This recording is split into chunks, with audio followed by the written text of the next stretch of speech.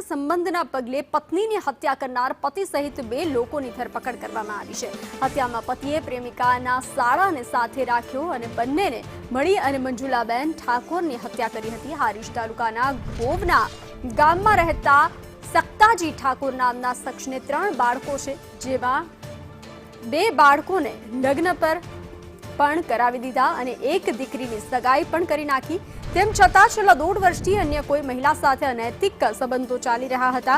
આ ગેરકાયદેસર પ્રેમ સંબંધની જાણ જ્યારે તેની પત્ની મંજુલાબેન ઠાકોરને થઈ ત્યારે ઘરમાં રોજ ઘરકંકાસ થતો હતો। પત્ની વારંવાર પતિના આ આડા સંબંધનો વિરોધ કરતી હતી। બસ આ રોજના ઝઘડાથી છુટકારો મેળવવા અને પોતાના અંધ પ્રેમને પામવા માટે પતિ સક્તાજીએ એક ભયાનક પ્લાન ઘડી કાઢ્યો।